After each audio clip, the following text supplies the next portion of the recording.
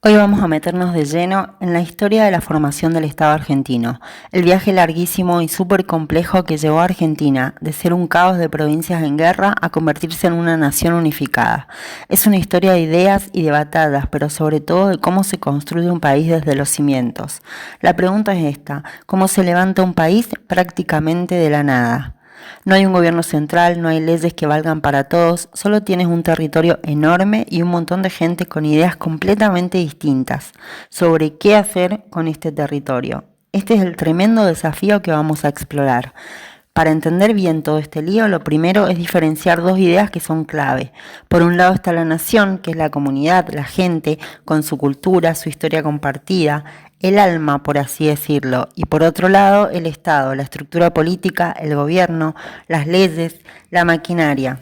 El gran reto de Argentina fue ni más ni menos que conseguir que esas dos piezas encajaran. Empezamos por el plano Estado versus Nación. Vamos a entender bien las diferencias porque son la base para comprender todo lo que viene después. Pensemos en el Estado como la parte tangible, la estructura. ¿Qué necesita? Un territorio definido, una población que viva en él, un gobierno que lo administre, y esto es importante, soberanía. El poder de tomar sus propias decisiones sin que nadie de afuera le diga lo que tiene que hacer. La nación, en cambio, es algo más volátil. Si el Estado es lo tangible, la nación es lo invisible, es el alma de un país, es ese sentimiento de pertenencia que une a la gente a través del idioma, la historia compartida, tradiciones, en fin, es la identidad colectiva. Y aquí llegamos al centro de la cuestión. Para la Argentina del siglo XIX, el reto era cómo crear una estructura de Estado que represente y una a esa nación que estaba literalmente naciendo.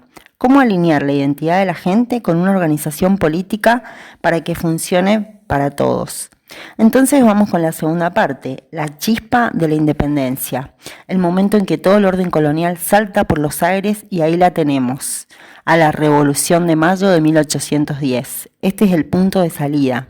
Al romper con España se crea un vacío de poder gigantesco y surge una pregunta súper urgente para las provincias unidas del Río de la Plata. ¿Y ahora quién manda aquí? ¿Cómo nos vamos a organizar? Y así pasamos a la tercera parte, una nación dividida, por un lado unitarios y por el otro federales. Porque lejos de encontrar una respuesta a esa pregunta sobre cómo organizarse, lo que hizo fue partir el país en dos bandos que eran irreconciliables. Esta división se puede resumir de forma muy simple. Por un lado, los unitarios, que querían un poder centralizado, que todo, absolutamente todo, se decidiera desde Buenos Aires, y por el otro los federales, que defendían la autonomía de cada provincia. Dos visiones totalmente opuestas, pero la fractura era mucho más definida. Si vemos bien, la clave, como casi siempre, estaba en la economía. Los unitarios, con su base en Buenos Aires, querían el control del puerto y de la aduana, que era de donde salía casi todo el dinero, mientras los federales y los caudillos del interior luchaban por un reparto más justo. Con visiones tan opuestas, las guerras civiles eran prácticamente inevitables, y en medio de todo este caos surge una figura clave y la verdad súper paradójica: Juan Manuel de Rosas. Porque aunque era el líder del bando federal, gobernó Buenos Aires con un poder tan fuerte y tan centralizado que parecía el más unitario de todos. Durante más de 20 años mantuvo una especie de unidad precaria en el país, pero a base de pura autoridad y mano dura. Y pasamos a la cuarta parte, forjando la construcción, el camino hacia la unidad. Y es que la caída de Rosas en 1852 marcó un antes y un después. De repente se abrió la puerta a una posible solución de verdad. El camino fue larguísimo, pasaron más de 40 años desde la Revolución de Mayo hasta que por fin se pudo redactar una constitución.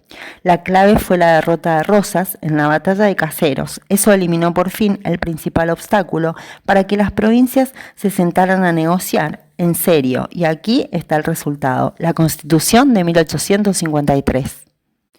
Este es, por así decirlo, el plano arquitectónico del Estado argentino moderno. Estableció una república con división de poderes ejecutivo, legislativo y judicial, y lo que es fundamental, reconoció derechos y libertades para todos los ciudadanos.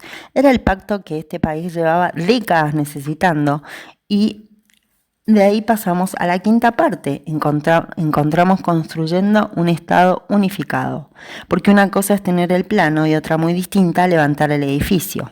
Bartolomé Mitre, que fue el primer presidente de la nación ya unificada, fue el gran arquitecto. Su gobierno se dedicó a crear las instituciones que cualquier Estado necesita, un sistema de justicia nacional, un ejército unificado, colegios y algo crucial. Impulsó el ferrocarril para literalmente coser y conectar las piezas de ese territorio tan inmenso. Y la última pieza llegó en 1880. La ciudad de Buenos Aires, que había sido el epicentro del conflicto durante décadas, por fin fue declarada capital general.